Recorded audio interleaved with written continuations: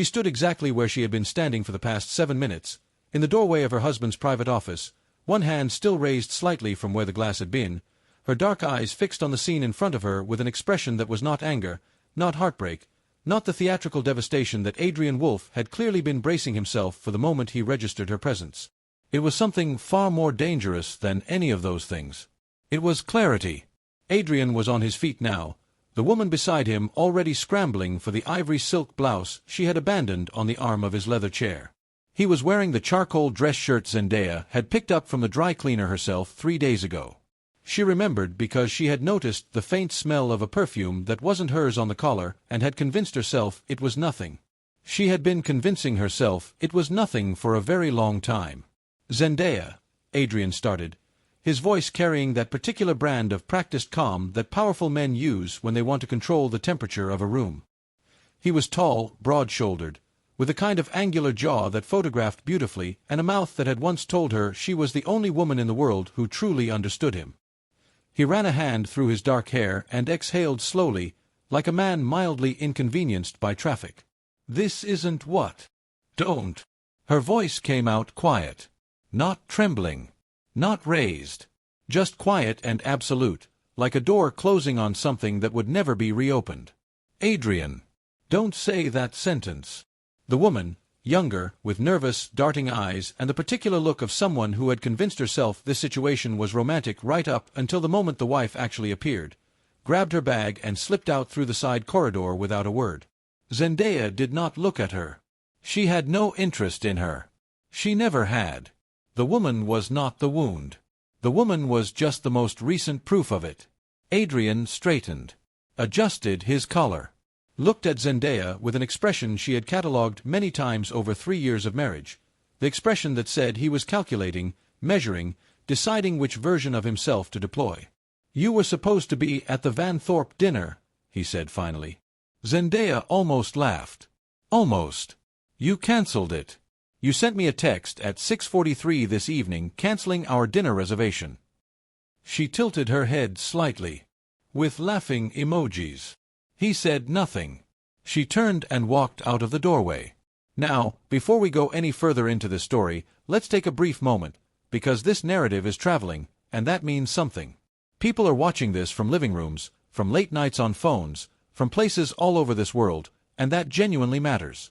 So tell us, where in the world are you watching from right now?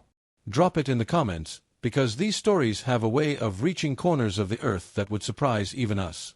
And if you haven't already, hit that subscribe button, because what's coming next in this story is not something you want to walk into halfway.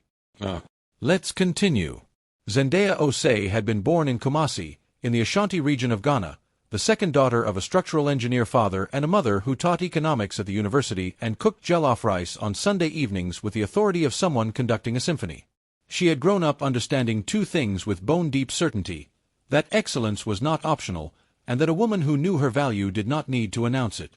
You simply built. You simply worked. And you let the work speak at a volume that needed no amplification. She had met Adrian Wolfe at a financial technology summit in Lekki Crest, the gleaming coastal city on the western edge of the continent that had, over the past decade, become one of the most important financial hubs in the world. Lekki Crest was the kind of city that made people feel like the future had arrived early. Towers of dark glass rising from a shoreline that the Atlantic treated with particular drama, the streets layered with a kind of controlled energy that only exists in places where old money and new ambition have learned to tolerate each other. Zendaya had been presenting a paper on algorithmic risk modeling in emerging markets. Adrian had been in the audience. He had found her afterward at the networking reception, standing near a window overlooking the water with a glass of sparkling water in one hand and her presentation notes in the other, still mentally editing the 3rd slide. He had introduced himself with the particular confidence of a man who had never once questioned whether he belonged in a room, and she had, for reasons she later found difficult to fully explain, found that confidence magnetic rather than abrasive. They were married 18 months later at a private ceremony on the outskirts of Aburi, in a garden that her mother had spent 3 weeks curating.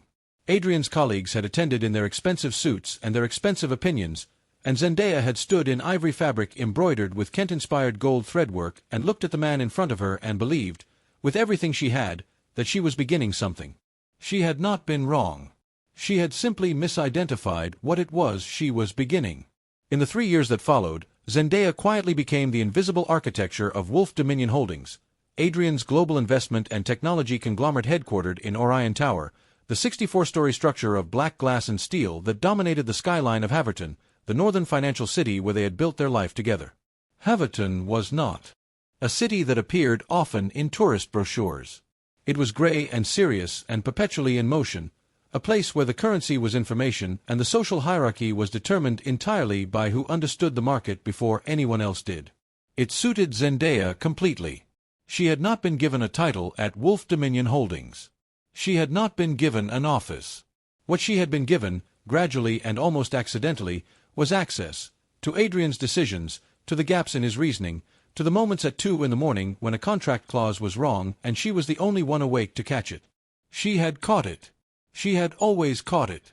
And over time, the company had begun to run on her catches in the way that a clock runs on its smallest gear, invisibly, essentially, and without acknowledgement.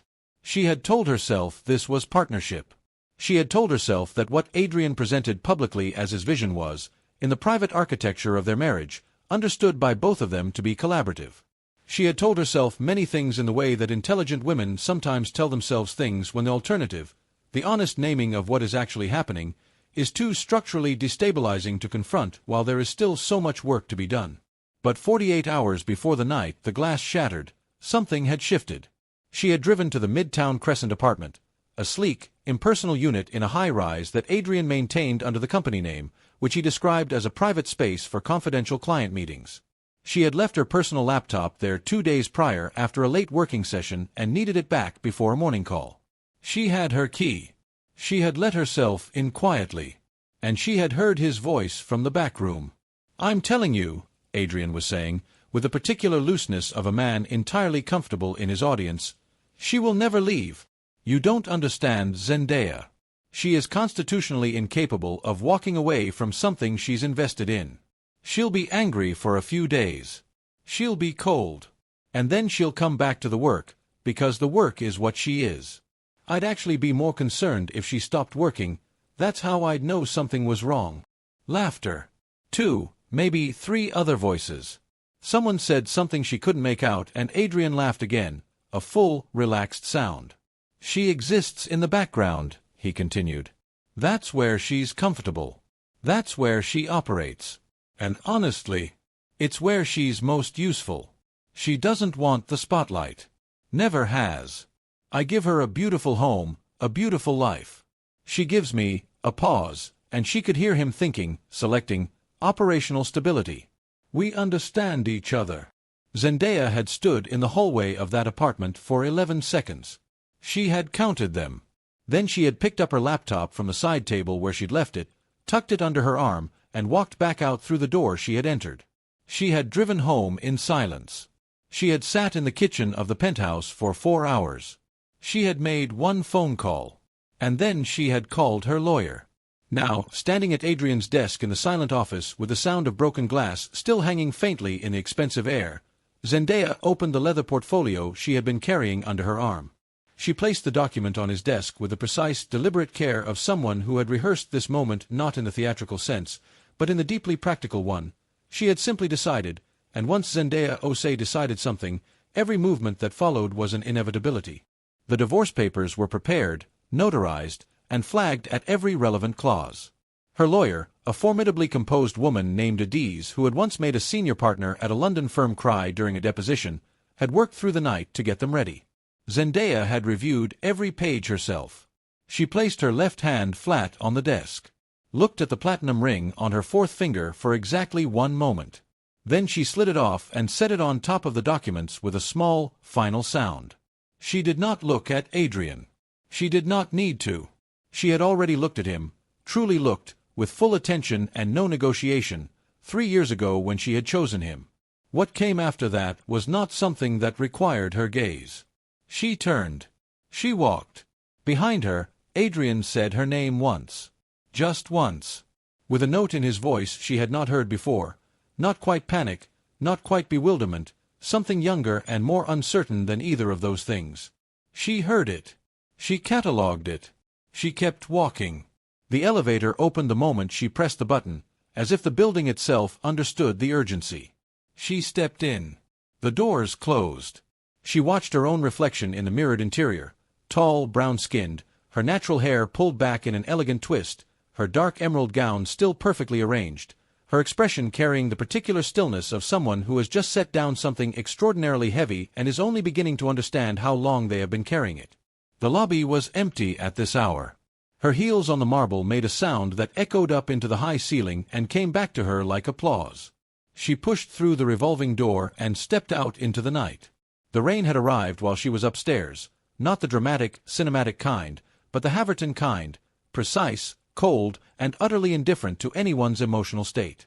It hit the wide stone steps of Orion Tower and the black pavement of Renwick Avenue and the steel rooftops of the financial quarter with equal democratic disregard. Zendaya stepped into it without flinching, without reaching for her coat. The 4 black vehicles were already there. They were parked in a quiet line along the service side of Renwick Avenue, not conspicuously, not in the way that announces itself, but with a particular quality of things that have been placed with absolute intention. Black SUVs with darkened windows and no visible plates, idling so softly in the rain that the sound barely registered. A man stepped out of the second vehicle as she descended the last step. He was not what most people would expect when they imagined the word dangerous. He was lean, composed, with sharp Korean features and dark eyes that processed everything in the vicinity with the quiet thoroughness of someone who had long ago stopped being surprised by the world. He was dressed in a black suit that cost more than most people's monthly rent, and he carried himself with the specific gravitational quality of a man who has never once in his adult life needed to raise his voice to command a room. His name was Ryujin Bak. He stepped forward, and with a single smooth motion, opened a matte black umbrella and held it over Zendaya's head before the rain could reach her. He looked at her with something that was not quite a smile, more like the expression of someone who has been waiting for a train that has been delayed for a very long time and has finally heard it in the distance. "You took your time," he said.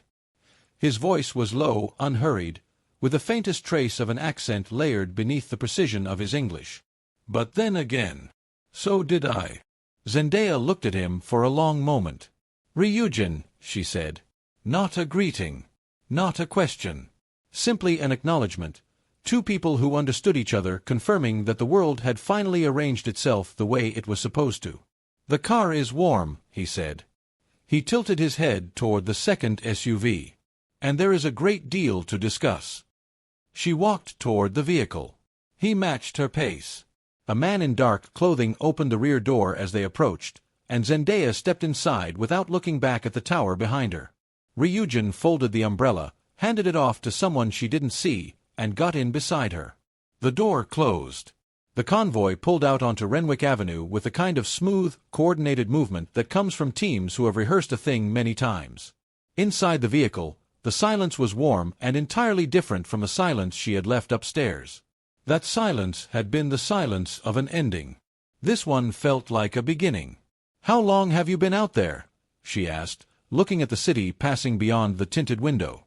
Haverton's financial quarter moved past them in streaks of light, corporate lobbies glowing gold, digital displays cycling through numbers that meant fortunes to some people and ruin to others, the midnight shift of the world's most expensive city doing its invisible work. "Since the moment you made the call," Ryujin said. She turned to look at him. "That was 4 hours ago." "I know. You parked 4 vehicles on Renwick Avenue for 4 hours. 3. A pause. The 4th was on the adjacent block. Contingency." Zendaya turned back to the window. Something passed across her face. Not quite amusement, not quite disbelief, but the particular expression of a woman who has spent years operating in rooms where no one noticed her and is only now beginning to reckon with the reality that at least one person had been paying very close attention indeed. "You're going to explain to me," she said quietly, "exactly how long this has been in motion." "Yes," Ryujin said. "I am." 64 floors above Renwick Avenue, Adrian Wolfe stood at the floor-to-ceiling window of his office and looked at the rain hitting the glass. The divorce papers were still on his desk. The ring was still on top of them. He had not touched either. He was not, in this moment, alarmed. That would come later. What he felt right now was something closer to mild irritation layered over the deeper, quieter certainty that this was manageable. Everything in Adrian's life had always been manageable. He was, by any measurable standard, exceptional at managing things: companies, reputations, people. He had built a billion-dollar conglomerate from a series of early-stage acquisitions and an instinct for timing that financial journalists had called prescient and that he had never once publicly attributed to anyone but himself. He picked up the ring and held it for a moment. Platinum. Internally flawless diamond. He had purchased it at an auction house in Haverton's Old Quarter because the jeweler had told him it was rare, and Adrian had an involuntary, almost physiological response to rare things. He needed to own them. He set it down again. She would come back. She was upset. She had a right to be upset. He was willing to grant her that. He had been, perhaps, less careful than he should have been. But Zendaya was not the kind of woman who made permanent decisions in emotional moments. She was precise. She was logical. She thought in systems. She would process this, as she processed everything, and she would arrive at the rational conclusion, which was that their arrangement functioned, that the life they had was materially and structurally sound, and that the disruption of dissolving it would cost them both more than it was worth. He was not worried. He went to bed. In the SUV moving through the rain-soaked streets of Haverton, Ryujin Bach opened a slim document case and removed a series of papers, printed, organized, marked with a kind of systematic thoroughness that told you immediately this was not recently assembled. He placed them on the narrow console between them and turned them toward Zendaya so that she could read. "I want to be precise with you," he said. "Not because I think you need it, but because I think you deserve it. So I am going to tell you everything, in order, and I am going to ask you to listen before you respond." Zendaya looked at the documents. She recognized several of the headings, contract names, project codes, framework titles that she had spent months developing inside Wolfe Dominion Holdings. She felt something tighten in her chest and then consciously release. "Go ahead," she said. "Wolfe Dominion Holdings went public 4 years ago," Ryujin said. "Before it went public, it was a moderately performing mid-tier acquisitions firm with good optics and inconsistent fundamentals. It performed adequately. It was not exceptional." He paused. Then the Varden supply contract was renegotiated. Zendaya said nothing. The clause that restructured the liability provisions in the Varden agreement, the one that prevented what would have been a $93 million legal exposure, that clause was not in the original draft prepared by Wolfe Dominion's legal team. It appeared in the final executed document. My analysts spent 7 months trying to determine where it came from. The firm's legal team did not write it. The external counsel did not write it. He looked at her steadily. "Do you want me to keep going?" "Yes," she said. "The North Sea Tariff Exemption Clause. Filed under a regulatory framework that most people in the industry hadn't even noticed existed yet. It saved the company an estimated $44 million in import costs over 2 years. The filing was made from an IP address registered to this building." He produced a single printed page, specifically, to the private residential server network of the 64th floor penthouse. He let that land. Not the corporate network. The residential one. At 2:17 in the morning. The rain outside had intensified. The convoy moved through it like it was nothing. "And then there is the algorithm," Ryujin said. His voice carried something in it now, not quite reverence, but the quality of a man who has spent his career in rooms with exceptional people and knows precisely when he is in the presence of something rare. The Dominion Trade Engine. Adrian presented it at the Haverton Financial Forum 3 years ago as the proprietary development of his internal technology team. It generated approximately $216 million in returns in its first operational year. Every financial publication in the world wrote about it. He turned one more page toward her. "I had it analyzed by 3 independent quantitative teams. Working separately. They all reached the same conclusion about its foundational architecture." Zendaya was looking at the document in front of her. At the lines of code analysis and structural attribution notes. At the 3 separate assessments from 3 separate teams, each arriving at the same signature, the particular design logic, the risk-weighting philosophy, the structural bias toward long-range pattern recognition over short-cycle gain that was, unmistakably, hers. "The architect was not from his tech team," Ryujin said quietly. "It never was." The silence between them was the kind that arrives after a true thing has been said for the first time in a very long time. "Why?" Zendaya said. And her voice, for the first time since she had walked out of that penthouse, carried something in it that was not entirely controlled. Not quite fracture, but the sound of something that had been held rigid for a very long time, encountering the possibility, perhaps, of rest. Why have you spent this long?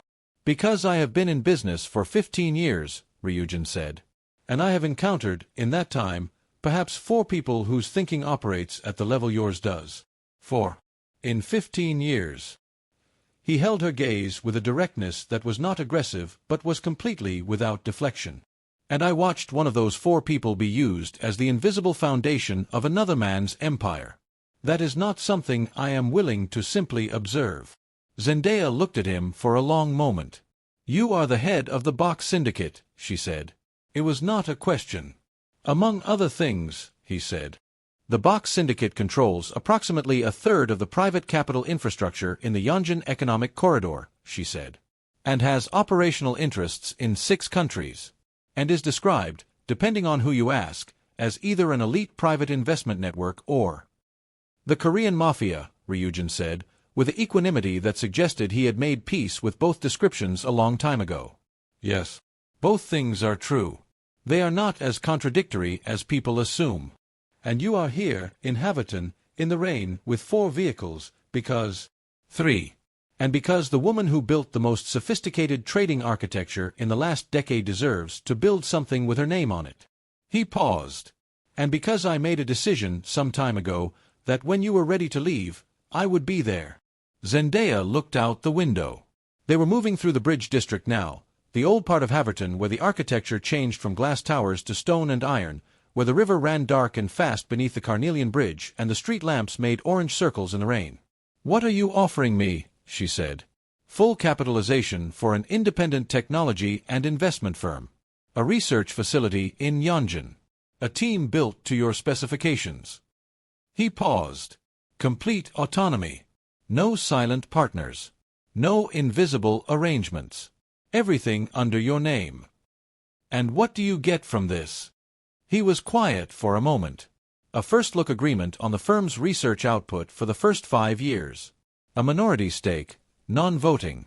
And something shifted almost imperceptibly in his expression, the satisfaction of watching something that should have been recognized a long time ago finally be recognized. Zendaya was still looking out the window when she spoke again. There is something you need to understand about me, she said. I did not leave that building tonight because I was broken. I left because I finished waiting. There is a difference. I know, Ryujin said. That is precisely why I am here. The convoy crossed the Carnelian Bridge. Below them, the river moved through the city without asking permission from anything. Zendaya watched it for a moment, and for the first time in longer than she could precisely measure, something in her shoulders released. Not dramatically. Not with tears or trembling or any of the visible signatures of emotion that people expect from a woman who has just ended a marriage and appended a life. Just release. The kind that comes when you have been holding your breath so long that you have forgotten what breathing fully feels like, and then, very quietly, you remember. Tell me about Yongjin, she said. And Ryujin Bok, who had waited years for this conversation, allowed himself the smallest fraction of a smile, and began to talk. The next morning came into the Haverton penthouse the way mornings did in the financial quarter, hard, bright, and entirely without sentiment. The floor-to-ceiling windows that had cost Adrian $400,000 to install faced east, which meant that at precisely 6:52 every morning, the rising light turned the entire office gold, and Adrian, who found this privately satisfying in the way that powerful men find beautiful things privately satisfying, always woke before his alarm to watch it. He woke. He stretched. He padded to the kitchen in his robe and instructed the automated system to begin his espresso.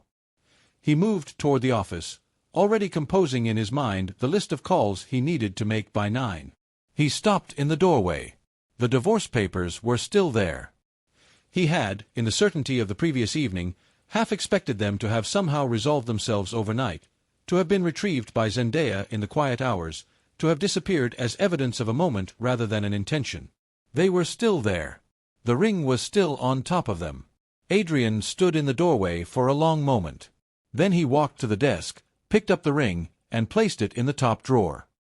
He picked up the divorce papers and looked at them, really looked, this time, Not with a dismissive glance of the previous night, but with the focused attention he brought to documents that required his understanding.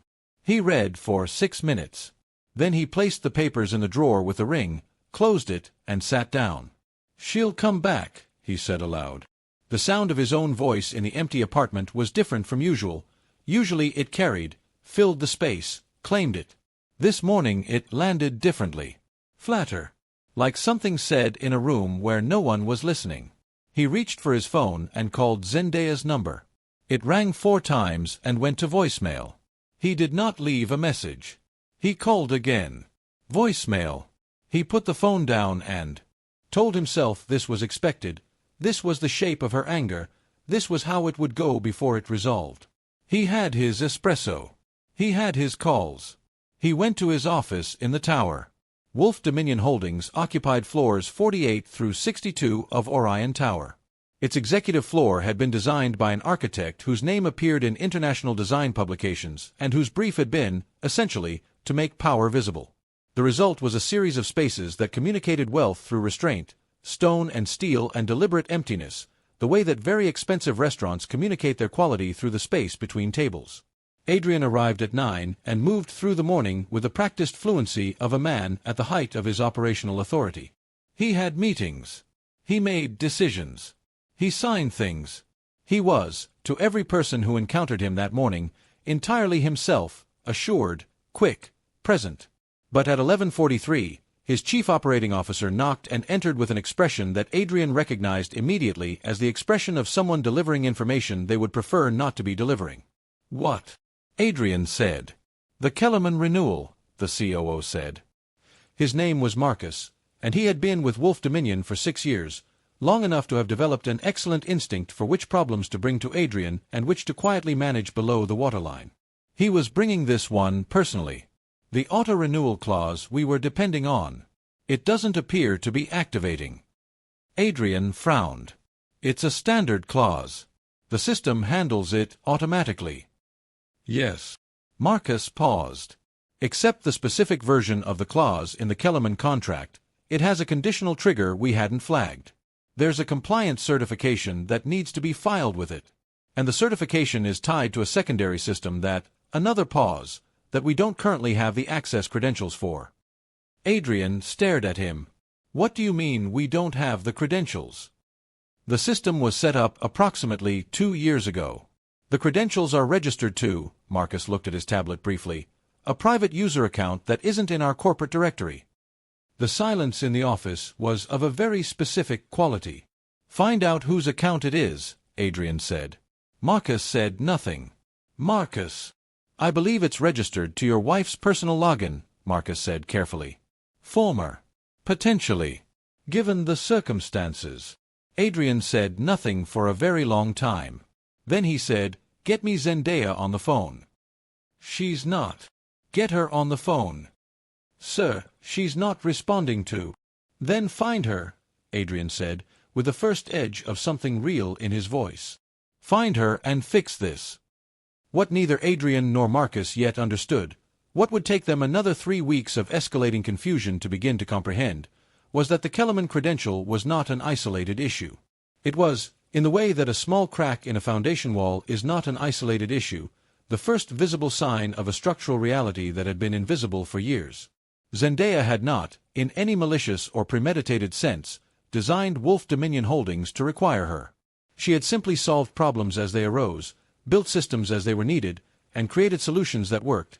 And in the way of all things built by one meticulous mind over a sustained period, those systems carried her signature at their core. The algorithms she had written processed the company's trade decisions. The contract frameworks she had designed governed its major revenue relationships. The compliance architecture she had constructed kept it on the right side of 4 different regulatory environments. None of this had ever been formally documented as her work, because it had never been formally acknowledged as her work. It had simply been absorbed into the body of the company and presented to the world as Adrian's empire. The empire, it turned out, could not run without its architect. And the architect was in the back of a car crossing into the Yonjan Economic Corridor, wearing fresh clothes that had been waiting for her in a private apartment in the new harbor district of a city called Siaha, a coastal city that sat at the edge of the Yonjan region like a sentence that meant something different depending on where you were standing when you read it. Siaha was not, technically, a city. It had been classified as an autonomous economic zone some 14 years ago, which meant that it operated under a regulatory framework distinct from both the national government and the international conventions that governed most financial centers. It had been built, essentially, from nothing, reclaimed land, deliberately designed infrastructure, invited institutions. It was the kind of place that existed because a small group of very influential people had decided it should exist, and then made it so. Ryujin Bok's family had been among that small group. The Bok syndicate's legitimate holdings, the investment networks, the technology firms, the infrastructure funds, were headquartered here, in buildings of dark stone and glass that faced the water with the quiet authority of things built to last. The syndicate's other operations were headquartered in places that did not appear on any publicly available organizational chart, governed by arrangements that predated most modern legal frameworks and would continue to exist long after those frameworks had been revised and revised again. Ryujin moved through both worlds with equal fluency, which was perhaps the most accurate description of what made him exceptional. Not his wealth, which was substantial, nor his network, which was extraordinary, but his capacity to operate simultaneously in the visible and invisible layers of power without becoming defined by either. He had first become aware of Zendaya Osei not through any surveillance or investigation of her directly, but through the anomalies she left behind. A contract clause that was too elegant for the firm credited with it. A trading architecture that bore the fingerprints of a mind that thought in longer patterns than the industry standard. A regulatory filing made at 2 a.m. that demonstrated an understanding of international compliance law that none of Adrian's public-facing team could have produced. He had noticed the anomalies. He had followed them. And at the end of that process, he had found Zendaya, not as a woman beside a powerful man, but as the actual engine of the thing that man had taken credit for. He had not contacted her. Not then. He had understood, with the patience of someone who has learned that timing is not a strategy so much as a discipline, that the moment was not right. She was still inside the structure. She was still, for reasons of her own, choosing to remain. And whatever those reasons were, love, investment, hope, the particular inertia of someone who has built something and cannot yet bring themselves to abandon it, they were hers to work through in her own time. He had simply made sure that when the time came, he would be ready. When she called, 4 hours before she walked out of that penthouse, he had been in Haverton for 3 days. Now, in the private apartment that overlooked Siaha Harbor, Zendaya stood at the window in the early morning in a silk robe that wasn't hers, holding a cup of tea and watching the water and thinking with a particular clarity that arrives when you have passed through something final and come out the other side. She was thinking about the Kellerman contract. She had known, when she built the credential architecture, that the auto-renewal required the compliance certification. She had flagged it in a document that she had sent to Marcus 18 months ago, clearly labeled, with the relevant deadline highlighted in red. She had followed up once. She had received a response confirming receipt. And then, nothing. Because the document had been filed in a shared drive folder that, in the reorganization of the digital infrastructure 6 months later, had been archived and never reviewed. She had not engineered this. She had simply noticed, at some point in the past year, that the warnings she sent were not being acted upon, and she had made the decision, quietly, without drama, to stop sending them. If the system she built were going to be presented as Adrian's work, then the system she built would reflect, in their operation, the reality of who actually understood them. She was not sure, even now, whether this had been mercy or strategy. She lifted her tea and thought about the firm Ryujin had described. About the research facility. About the phrase he had used, everything under your name, and the way it had landed in her chest like the first note of a song she had forgotten she knew. Her phone buzzed. She looked at it. 15 missed calls from Adrian. 3 from Marcus. 1 from a number she didn't recognize. She set the phone face down on the windowsill. Outside, Siaha Harbor was waking up. Cargo vessels moved in the distance with the slow majesty of very large things in motion. The morning light came off the water in long, flat angles and turned the buildings of the city a color that was almost gold. Zendaya Osei stood in it and breathed. In 6 months, she would stand in a room full of the most powerful investors in the known world, and her name would be spoken with the kind of weight it had always deserved. But that was in 6 months.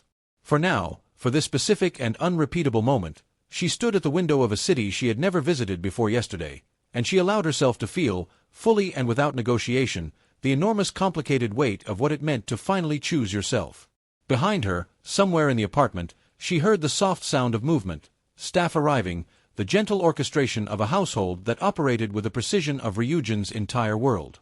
A door opened quietly. Someone placed something on the table. She could hear it from here, the delicate sound of a breakfast tray being set down with care. She did not turn around yet. She gave herself one more minute at the window. One more minute of the water, and the light, and the silence that was not the silence of an ending but the silence of a page that had not yet been written.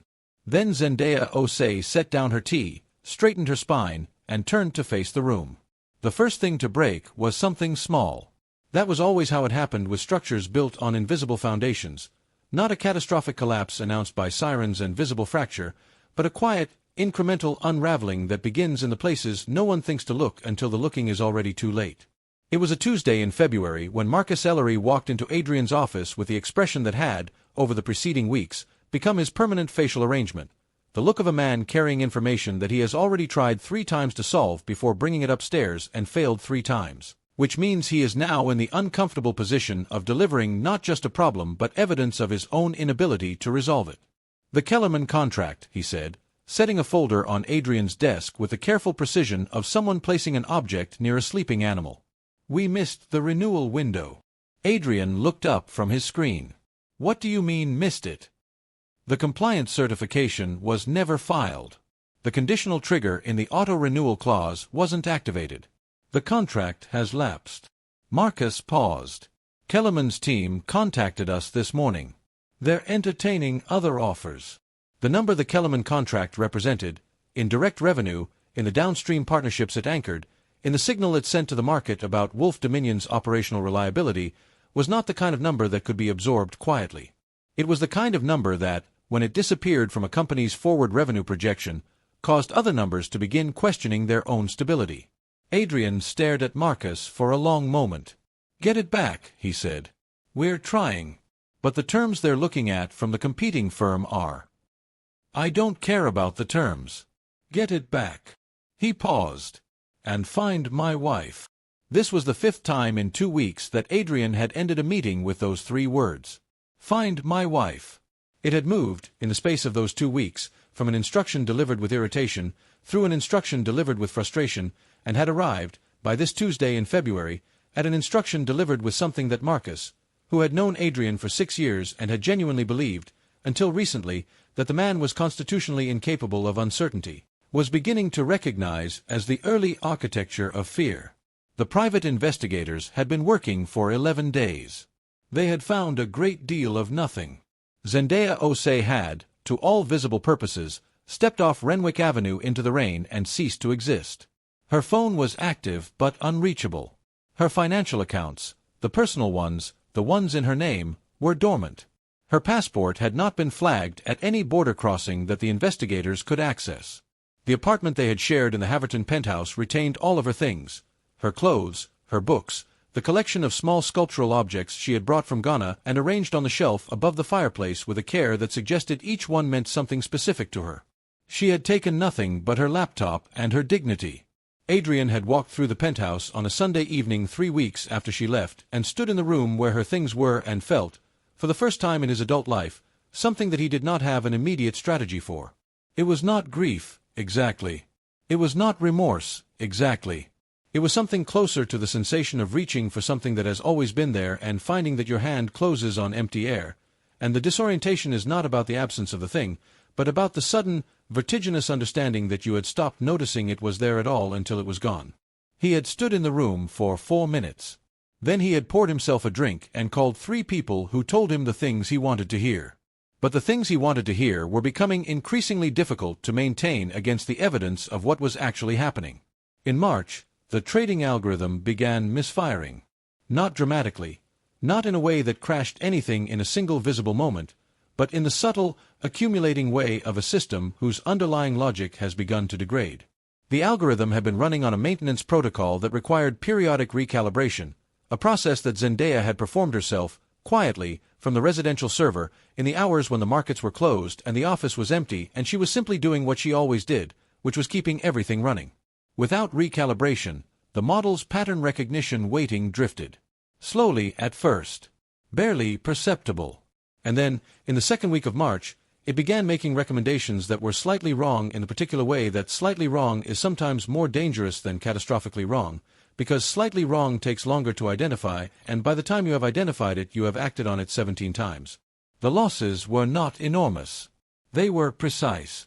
And they were consistent in a direction that Wolfe Dominion's risk team could not explain, because explaining it would have required them to understand the architecture of the system they were running, and none of them, not one person in the building, had ever been given access to that architecture. They had simply been given the output. They had all assumed that someone else understood the inside. Nobody understood the inside. By April, one of the company's senior executives, a man named Torsten who ran the infrastructure division and who had, for the past 2 years, been operating with the quiet confidence of someone who believed the floor beneath his feet was solid, handed in his resignation. He did not do so dramatically.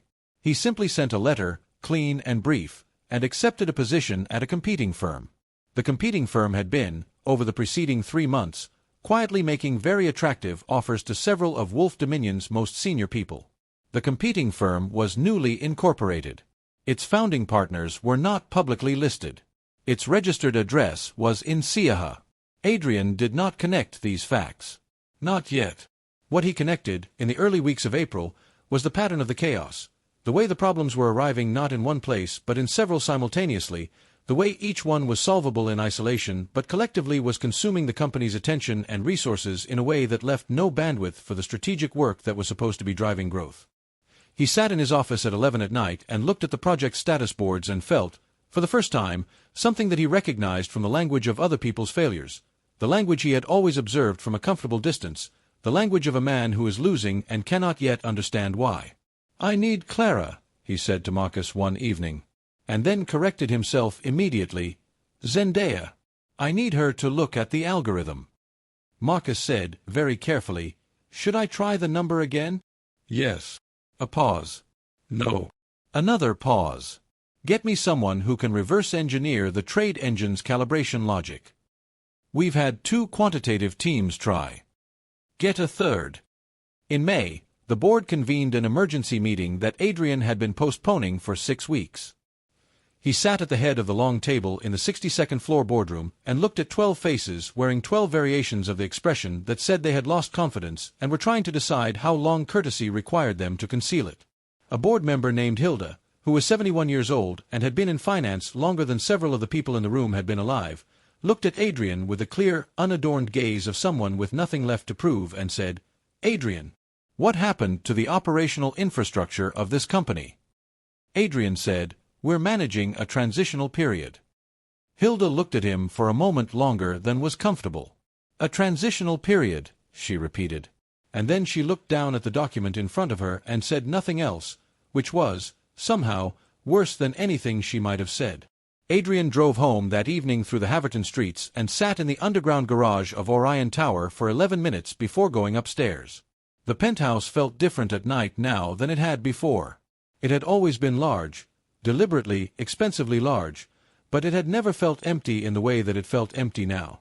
The rooms were the same. The views were the same. The automated systems still brought the lights up gently at dusk and kept the temperature at precisely the degree he had specified. But something that had been in the air of the place was gone, and its absence had a weight that none of the expensive, carefully curated things in the apartment could displace. He went to his desk. He opened the drawer. He took out the ring. He sat with it in his palm for a long time. Then he picked up his phone and called his chief of staff. "I want her found," he said. His voice carried something new in it, stripped of the managerial composure, stripped of the calculated authority. Raw, in the way of a thing that has been protected by layers for so long that when the layers go, the rawness is almost startling. "I don't care what it costs. I don't care who you use. Find Zendaya." The chief of staff, a brisk and efficient woman named Solveig, who had managed Adrian's personal affairs for 4 years and had privately believed for most of that time that he did not deserve the wife he had, said, "Yes, sir," and hung up, and then sat at her own desk and thought for a moment about what she knew and what she was willing to use.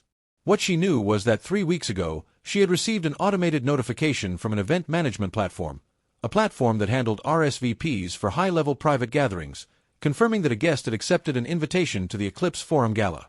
The guest's name had been listed under the attending party of a firm called Apex Meridian Technologies. The name on the RSVP was Zendaya Osei. Solveig had flagged this internally, as was her job. She had filed the information, as was her job. She had not yet determined, as was entirely her prerogative, the precise moment at which to surface it. She surfaced it the next morning. Adrian had the information by 9 a.m. By 9:15 he had registered himself for the Eclipse Forum Gala under an emergency guest provision that cost him $40,000 in expedited admission fees and required 3 phone calls to people he would have preferred not to call. By 9:30 he was on the phone with his tailor. The Eclipse Forum Gala was held annually in the Aurelius Complex, a converted 19th-century exchange building in the old merchant quarter of Haverton that had been so thoroughly and beautifully renovated that it managed to feel simultaneously ancient and entirely of the present moment. Its stone facade was unchanged. Its interior was a masterwork of deliberate contrast, original arched ceilings soaring above lighting installations that shifted through the evening like weather, stone floors beneath the quiet movement of people whose collective net worth was a number that most governments would find aspirational. It was, in the language of the world it served, the gathering. The one that mattered. The one where the decisions that would shape the next financial cycle were not formally made. They were never formally made at events like this, but rather where the relationships that made those decisions inevitable were deepened, confirmed, or initiated. Invitations were not applied for. They arrived, or they did not. Being invited for the first time was a statement. Being invited consistently was a declaration. Zendaya had never attended before. She had, in fact, attended once, as Adrian's wife, 4 years ago, moving through the room at his side in the particular way of a woman who knows she is not there to be noticed. She had spent most of that evening in conversation with a Finnish infrastructure investor named Paavo who had wanted to discuss emerging market risk modeling, and she had given him 40 minutes of her full attention and 3 ideas that he had later told her, via a handwritten note she received at the Haverton penthouse, had changed how his firm thought about 2 of its major positions. The note had been addressed to Adrian. Tonight, she arrived differently. The car that deposited her at the Aurelius Complex's entrance was not her husband's car. It was one of 4 dark vehicles that arrived in coordinated sequence, and the people who stepped out of them, quietly, without drama, with the deliberate unhurry of those who understand that making an entrance is about what you project, not how loudly you project it, moved through the entrance in a formation that the assembled photographers and watchers at the periphery of the event registered with the instinctive attention that power always draws. Ryujin walked beside her. Not ahead of her. Not behind her. Beside her, with the precise, unspoken communication of an equal, of 2 people who have spent the past 6 months building something together and arrived here tonight as the visible expression of what they have built. Zendaya wore deep black. A gown that moved with her in the way of something made entirely for her body and no one else's, structured at the shoulders and fluid everywhere else. Her hair was down, the first time in longer than she could remember that she had worn it down publicly, and it framed her face with the full authority of exactly who she was. She wore no jewelry except a single structural cuff on her left wrist in brushed gold, and the absence of a ring on her 4th finger was not a wound but a statement. She was 34 years old. She was the founder of Apex Meridian Technologies, which had, in 6 months of operation, attracted committed investment capital that made several of the room's most established firms look carefully at their own positioning. She had built its research architecture from the ground up, this time with her name on everything, and the work had moved with the velocity of something that had been waiting for release for a very long time. She walked into the Aurelius complex and the room, in that way that rooms have when someone enters who carries a specific kind of gravity, reoriented. People who knew Ryujin Bach, and many people in this room knew Ryujin Bach in one way or another, looked at her with the immediate recalibrating attention of those who understand that the company kept by a man like Ryujin Bach is never incidental. People who had read the early coverage of Apex Meridian, a profile in a Yonjan financial publication, a brief but incisive mention in an international technology review, recognized the name and the face and connected them with the visible energy of people who are watching a story they read on paper suddenly arrive in 3 dimensions. And people who knew neither of these things looked at her simply because she was someone who warranted looking at. She moved through the room with Ryujin at her side and the team from Apex Meridian arrayed naturally around them. 4 people who had been handpicked and who moved with the organizational fluency of those who have been working closely together on something they believe in. There were conversations. There were introductions. There were the particular exchanges that happen in rooms like this where the social transaction and the professional transaction are the same transaction, and both parties understand this completely and engage accordingly. Zendaya was not performing confidence. She had simply, in the 6 months since she had walked out of the penthouse, stopped performing the alternative. She was standing in conversation with a Korean-Australian investment strategist named Dami and a Senegalese infrastructure developer named Umar when she saw Adrian come in. She registered his presence the way you register a sound you've heard so many times that it no longer startles you, with the automatic recognition of something familiar, and the quiet, complete realization that familiar is no longer the same as significant. He had dressed carefully. He always dressed carefully. He was scanning the room with the barely concealed urgency of someone who is trying to locate a specific person while pretending they are simply taking in the view. She continued her conversation. He found her 4 minutes later. She could feel the approach before she saw it, a shift in the social geometry of the small group around her, Dami's eyes moving slightly to a point past her shoulder, Umar straightening fractionally. She finished her sentence. She turned. Adrian was 6 feet away. He had stopped just short of the natural boundary of the conversation, the radius that etiquette established as requiring acknowledgement before entering. He was standing at its edge with the expression of a man who had prepared several versions of this moment on the drive over and was discovering, now that he was actually in it, that none of the versions had adequately prepared him for the reality. Because the reality was Zendaya, real, present, entirely herself, standing in the middle of a room that was treating her as someone important, and the distance between this reality and the version of her he had carried in his mind, the version that was waiting somewhere in the background of his life for the moment of his choosing, was so vast that he could feel the specific dimension of it in his chest. "Zendaya," he said. She looked at him. "Adrian." The group around her had, with the social intelligence of experienced professionals, created a subtle space, not abandoning the conversation, but redistributing its attention in a way that gave the two of them the specific privacy of being unobserved while in full view of everyone. "I need to talk to you," he said. His voice was low. The prepared composure was there, but it was thinning at the edges. "I've been trying to reach you for months." "I know," she said. "The company," he started. "Is your company," she said. Simply, without edge. "Things are," he stopped. "Recalibrated." Tried again with something closer to honesty than he had attempted in a very long time. "I need your help, Zendaya. The systems, the algorithm, the contracts, there are things that only you." "Adrian." Her voice was not unkind. It was simply final, in the way of a verdict delivered without anger. "I'm in the middle of a conversation." Something moved across his face. The calculation dissolved for just a moment, and beneath it was something she hadn't expected, something genuine, something that in another version of their story she might have reached toward. But she had read this man clearly for a very long time, and she understood, with the clarity that 6 months of distance and honest reflection provides, that what was showing on his face in this moment was not love, and was not even remorse in the meaningful sense. It was the face of someone confronting for the first time the physical reality of a loss they had been certain they would never actually sustain. It was the face of someone who misses a thing not because of what it was, but because of what it did. "We can talk," she said. "Have Solveig send a formal request through Apex Meridian's office. We'll arrange a meeting." She held his gaze. A professional one. Adrian stared at her for a moment that felt, to both of them, like the entire history of what they had been to each other compressed into a few seconds. And then he did something she had not anticipated.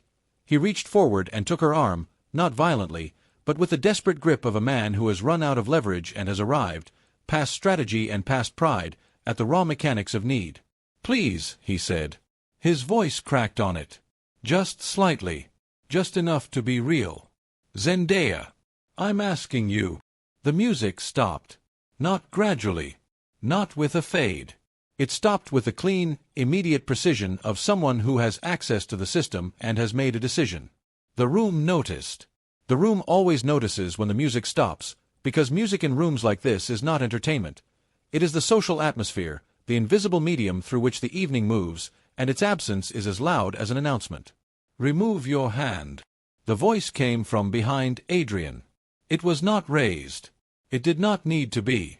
It had the quality of something that has never in its existence needed volume to achieve effect, a voice that operated at the frequency of absolute authority, which is the frequency where everything else goes quiet, not out of fear, but out of the simple recognition that this is the voice that matters in this moment.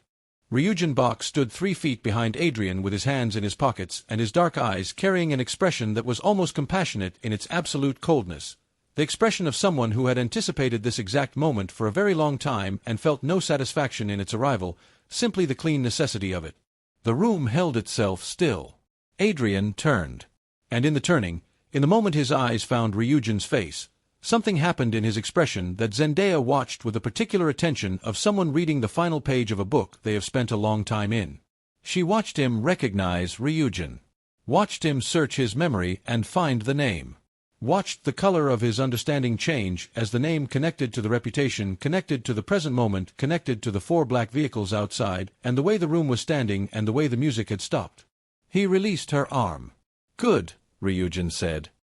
He stepped forward, adjusting his cuffs with a small, unhurried motion, and when he spoke again it was at a volume that carried just far enough, to the nearest cluster of attendees, to the investment managers and strategists and board members who were positioned near enough to hear and who would, by tomorrow morning, ensure that everyone who needed to know these things knew them. "I think," Ryujin said, looking at Adrian with the level, undeflected gaze of someone laying cards on a table they have been sitting at for a very long time, "that we should discuss the current position of Wolfe Dominion Holdings." Adrian said nothing.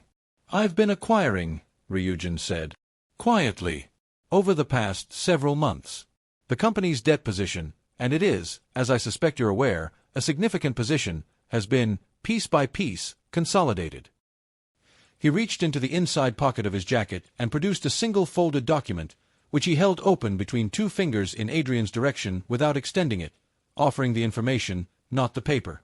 "As of this morning, entities connected to my office hold controlling interest in 63% of Wolfe Dominion's outstanding debt obligations. The remaining 37% are held by 3 institutions who are under agreement to follow our lead on any enforcement decisions." Adrian's face had gone the color of a man who has just felt the ground disappear. "The credit facility renewal that your team submitted to Calverton Bank last month," Ryujin continued, "was declined this morning. The alternative facilities you were in negotiation with through 2 brokers, both of those conversations ended yesterday. You will find, if you call your financial team tonight, that the path to refinancing your current obligations has become extremely narrow." A pause. "In fact, it has become a single corridor. And that corridor leads to my office." The room around them was entirely silent. Not the performative silence of people pretending not to listen. The actual silence of 140 people who have completely abandoned the pretense of any other priority. "You can't," Adrian started. His voice was different now. Stripped. The final layers gone. "This is not. You don't understand what you're—" "I understand precisely what I'm doing," Ryujin said. "I've been doing it for 8 months." Adrian turned to Zendaya. And in the turning there was something that might, in an entirely different set of circumstances, have moved her, the specific, terrible helplessness of a proud man at the bottom of a fall, looking at the one person he believes can still reach him. "Zendaya." He said her name the way you say the name of someone you are calling for rescue. "The algorithm. The contracts. The systems, you built them. You know them. No one else." He was past strategy now, past calculation, past the entire architecture of managed composure that had defined him for as long as either of them had known him. He was somewhere underneath all of that. I know that what I—" He stopped. Started again. "I need you. The company needs you. Please." Zendaya looked at him for a long moment. She did not feel triumph.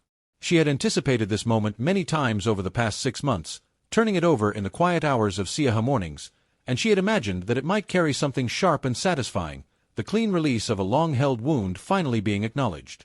But what she felt, standing in the Aurelius complex with the eyes of 140 people on her and the man who had spent 3 years making her invisible kneeling at the edge of her attention, was something far simpler and far more complete than triumph. She felt free. "6 months ago," she said, "I placed my ring on your desk." Her voice carried in the silence with the perfect, effortless projection of someone who has spent a long time speaking in rooms where no one was listening and has arrived, finally, in a room where everyone is. That was not a protest. It was not a temporary measure. It was not the opening move in a negotiation. She held his gaze with the steady, unblinking attention of someone who has nothing left to manage. "That was the last chance. And you slept through it."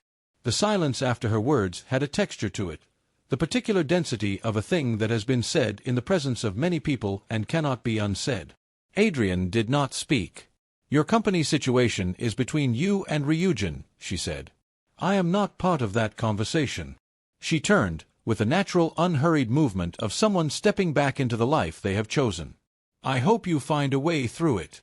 Ryujin looked at Adrian for a moment longer. "My team will contact yours tomorrow," he said. "The terms for restructuring are reasonable. I'd suggest reviewing them carefully." And then he turned, because there was nothing more to say, and when Ryujin Bok turned away from you, it had the quality of a door closing, not in anger, but with the permanent quiet of a decision that had already been fully made. Two security officers materialized at Adrian's periphery with the professional diplomacy of people whose entire skill is the management of exits. Adrian looked at them. He looked at the room. He looked, one final time, at Zendaya, at her back, at the line of her shoulders, at the way she had already re-entered a conversation with the natural ease of someone for whom this room was not a battle but simply the place where she belonged. And then he went with the security officers, because there was nothing left to do, and the doing of it had a broken, diminished quality that every person in the room would remember for a very long time. Outside, in the cold Haverton night, Adrian Wolfe stood on the stone steps of the Aurelius complex and looked at the city he had dominated for a decade and felt it looking back at him with the particular indifference of places that were there before you arrived and will be there long after you are no longer relevant. His phone buzzed. He looked at it. Marcus. He put it back in his pocket. He thought about calling his lawyers. He would call his lawyers. There were things that could be done, maneuvers that could be made. He had not built a billion-dollar company by running out of moves. Ryujin Bok was powerful, but power was never absolute, and debt restructuring was a process, not an execution. There were angles. There were always angles. But underneath the strategic inventory, underneath the reflex architecture of a mind that had always found its way forward through calculation, something was moving that was not strategic and was not going to be managed. It was the slow, irreversible comprehension of a thing that had been true for a long time and that he had, with the particular skill of the willfully blind, refused to see. The empire had not been his. Not really. Not in the way that mattered. He had been the face on the building. She had been the building. Inside the Aurelius complex, Ryujin stood at the edge of the room and watched Zendaya move through it. He watched the way people came to her, not in the performed way that social obligation produces, but in the genuine way of people who have heard something and want more of it. He watched her speak and listened to the rhythm of the room change around her words. He watched, and what he felt was not possession. He had never, not once in the 8 months of their working relationship, approached what they were building with a vocabulary of possession, but something that was, in its own register, as profound. It was the specific, rare satisfaction of watching something that was always supposed to exist finally exist. But there was something else. Something he had not yet told her. He had told her about the debt acquisition. He had told her about the credit facilities. He had shown her, in the months of their collaboration, every layer of the financial strategy he had constructed around Wolfe Dominion's collapse. She had not asked him to do it. She had not been involved in it. It had been, from the beginning, entirely his operation, a conclusion he had decided on independently and executed through channels that had nothing to do with Apex Meridian and everything to do with the other half of Ryujin Bok's world. The half that didn't appear in financial publications. What he had not told her was what he had found during the investigation. 8 months ago, when his team had completed their full analysis of Wolfe Dominion's internal systems, the deep mapping that went beyond the contractual record and into the architecture of the company's digital infrastructure, they had found something in the data trails that was not about Clara. Not about Zendaya. Not about the algorithm or the contracts or the compliance certifications. They had found evidence of financial transfers. Systematic, structured, small enough individually to avoid automated flagging, collectively substantial. Transfers that moved through 3 shell companies and ultimately arrived, after a journey of sufficient complexity to suggest professional construction, in an account in a jurisdiction that did not cooperate with international financial inquiries. The account was not Adrian's. The account, tracing back through the layered architecture of its construction, connected to a name that Ryujin had recognized immediately. A name that had no obvious connection to Wolfe Dominion Holdings, and no obvious reason to be receiving systematic transfers from it. A name that opened, rather than closed, the question of what Wolfe Dominion Holdings had actually been. Not just an empire built on an invisible woman's work, but possibly something else as well. Something more deliberate. Something that had required, from the beginning, that the invisible woman remain invisible. He had not told Zendaya this. Not because he was protecting her, she did not need his protection.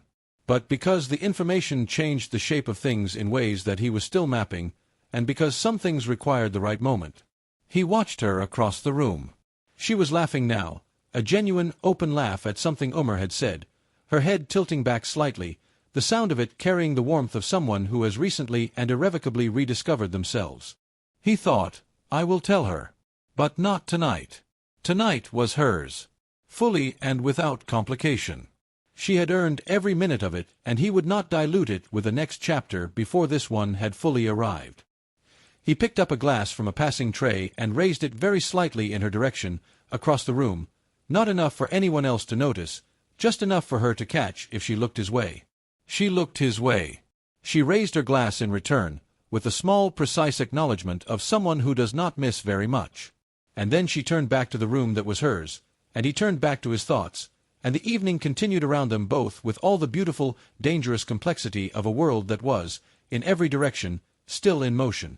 3 weeks later, at the opening ceremony of Apex Meridian Technologies' Yonjan Research Campus, a building of dark glass and pale stone set against the Siaha waterfront like a sentence written in a new language, Ryujin stood at a podium in front of 400 people and introduced Zendaya Osei with 8 sentences. He used her full name. He listed her work without qualification or attribution to anything other than her. He said, in his last sentence before he stepped back from the podium, what you will hear from her in the coming years will change how this industry thinks about what intelligence can build. And then he stepped back. Zendaya walked to the podium in the same deep, complete silence that had greeted her in the Aurelius complex, the silence of rooms that understand they are in the presence of something significant. She looked out at the 400 faces, at the investors and the researchers and the journalists and the 3 members of her family who had flown in from Kumasi, her mother in the second row wearing a dress the color of sunrise and an expression that mothers wear when they have always known and are finally watching the world catch up. She placed her hands on the edges of the podium. She said, I spent 3 years building something that carried someone else's name. I want to spend the next 30 building something that carries the truth. And the truth, she paused, and in the pause there was the specific quality of someone who has thought very carefully about the first true sentence of the rest of their life, is that the work was always mine. And now, so is the credit. The applause began somewhere in the middle of the room and spread outward with the natural momentum of something that had been waiting to happen. In the second row, her mother pressed both hands to her mouth, and her eyes were bright, and she did not try to hold any of it back. Zendaya stood in the applause and let it land. Not with performance. Not with the practiced humility of people who have rehearsed receiving recognition.